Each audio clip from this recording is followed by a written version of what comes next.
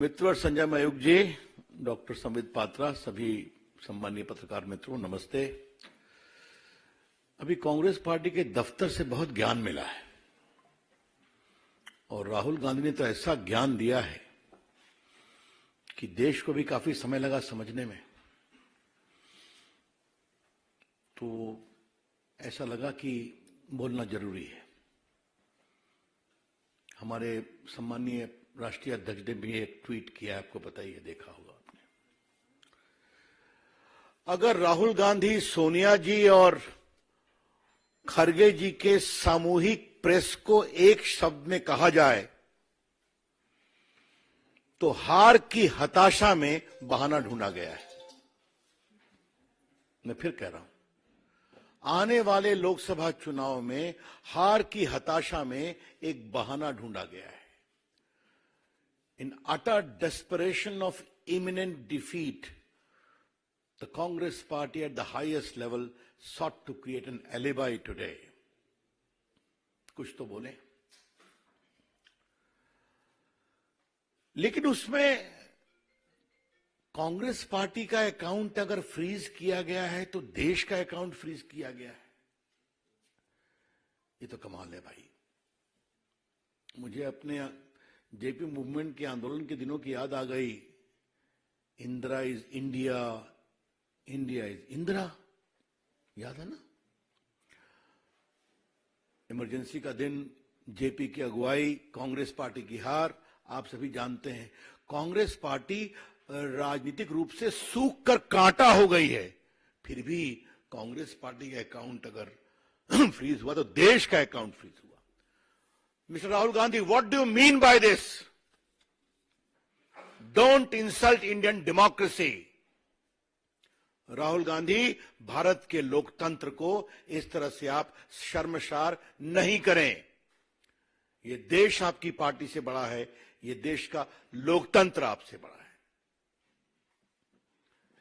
और आज इसी देश में आपने झूठ बोला है, गाली दी है और सब देश ने देखा है, टीवी पे चला है ना। तो आप झूठ बोल सकते हैं, गाली दे सकते हैं, देश सुन रहा है, आपको यह तक अधिकार है, और करें, देश का लोकतंत्र नहीं है। ये कौन सा तर्क है? ये बात मैं बहुत विनम्रता से कहना चाहूंगा। इनको नई बात नहीं हो तो अमेरिका में जाते हैं तो कहते हैं इंडिया में कोई डेमोक्रेसी नहीं है, सिंगापुर जाते हैं तो वही कहते हैं, लंदन जाते हैं वही कहते हैं, और आज उन्होंने यहां भी कह दिया। आज उनके झूठ का मैं पोल खोलूंगा। लेकिन राहुल जी, सोनिया जी, आपको अगर देश की जनता वोट नहीं देती तो हम क्या करें? बीजेपी के राष्ट्रीय मंच से हम एक सवाल पूछना चाहेंगे। सोनिया जी, राहुल जी, अब खरगे जी से कितना पूछा जाए देखते हैं। आज भी तो उनका नंबर 3 ही था प्रायोरिटी में, हालांकि वो राष्ट्रीय अध्यक्ष हैं। अगर देश के लोग आपको वोट नहीं देते और आगे नहीं देने वाले हैं तो हम क्या करें? अगर राहुल गांधी की यह अपेक्षा है कि भाजपा के मित्र उनके लिए कैंपेन करें तो ये तो हम करने वाले हैं नहीं, क्योंकि उनका तो स्टॉक मार्केट इतना गड़बड़ाया हुआ है। और आज मैं कांग्रेस के लोगों को एक बात कहना चाहूंगा। हम भी चाहते हैं कि विपक्ष के रूप में कांग्रेस पार्टी पनपे, कितना पनपे उनका विषय है, लेकिन कांग्रेस पार्टी अब समझे कि जब जब राहुल गांधी से मुंह खुलवाएंगे तब तक स्टॉक मार्केट का और गिरेगा। There is a gentle advice to the Congress party, we wish you well, but realise now the more you allow Rahul Gandhi to speak, the more you are losing the ground in the country. अभी आप सोच लीजिए। अब थोड़ा सा राहुल गांधी ने जो झूठ बोला है कि हमारा पूरा बैंक अकाउंट फ्रीज कर दिया तो हम क्या करें, तो आज रिकॉर्ड को स्ट्रेट करना जरूरी है। बाकी इनकम टैक्स का विषय है तो सरकार की ओर से बोला जाएगा, लेकिन अल्प ज्ञान समस्या पैदा करता है। राहुल गांधी जी राजनीतिक विषयों पर कितना होमवर्क करते हैं तो आप जानते ही हैं, इन कानूनी विषयों पर भी जब बोलते हैं तो थोड़ी चिंता हो जाती है। इनकम टैक्स एक्ट का एक सेक्शन 13A है जिसमें सही है कि पार्टियों पर इनकम टैक्स नहीं लगता, लेकिन पार्टी को अपना रिटर्न हर साल फाइल करना पड़ता है, जिसमें बताना पड़ता है कि 20,000 तक कितने हमारे डोनर्स हैं, 20,000 से ऊपर कितने डोनर्स हैं। और अगर आपने ये नहीं फाइल किया हर असेसमेंट ईयर में, तो आपका ये एग्जम्पशन खत्म हो जाता है।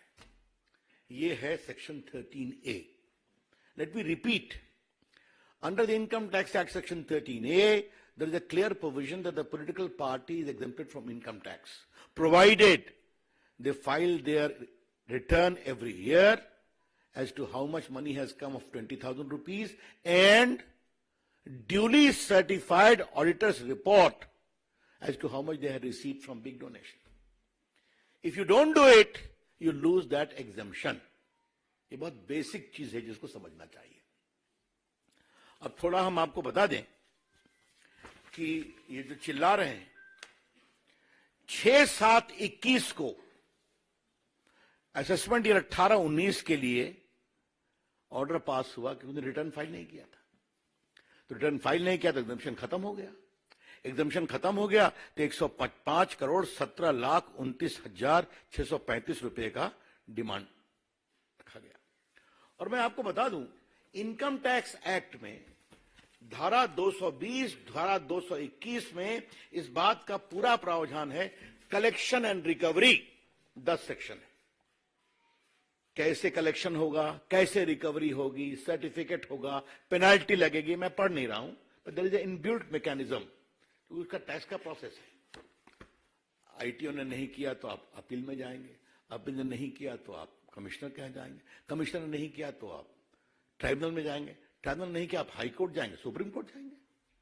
इससे ना संजय मयूख को मतलब है, डॉक्टर पात्रा को मतलब है, ना मुझे मतलब है, ना भाजपा को मतलब है। This is a routine tax process. और राहुल गांधी ने सफेद झूठ क्यों बोला है, यह आज देश को भाजपा के राष्ट्रीय मंच से जाना जरूरी है। हर जगह उनका स्टे रिजेक्ट हुआ, उस पेनाल्टी में अकाउंट फ्रीज हुए, टैक्स नहीं दिया, और वो झूठ बोले हैं आज। अब देखिए, इन्होंने जब इनको पेनाल्टी लगी तो ये सीआईटी अपील के यहां गए, ये स्टे एप्लीकेशन रिजेक्ट हो गया। इस बात को समझिए। इसलिए अब बिल्कुल रीजन ऑर्डर पर गया। उसके बाद फिर ये गए सीआईटी के यहां, कमिश्नर अपील के यहां, वहां भी रिजेक्ट हो गया। इनका देखा गया 135 crore tax plus interest add किया गया। फिर आईटीएटी जो इनकम टैक्स ट्राइब्यूनल है, उन्होंने इनका स्टे पिटीशन डिसमिस कर दिया। अब इसके खिलाफ ये हाई कोर्ट गए और माननीय दिल्ली उच्च न्यायालय ने 13 मार्च को वो भी रिजेक्ट कर दिया। और 13 मार्च को क्या कहा, जरा वो हम बताना चाहते हैं थोड़ा मित्रों के लिए।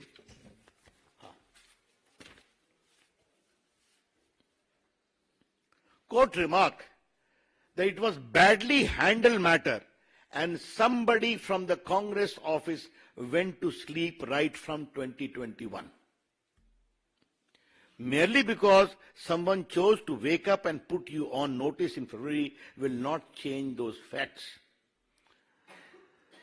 फिर कोर्ट ने बाकी किया, इनका लंबा ऑर्डर है, इसको रिजेक्ट कर दिया। अब ये सुप्रीम कोर्ट गए हैं।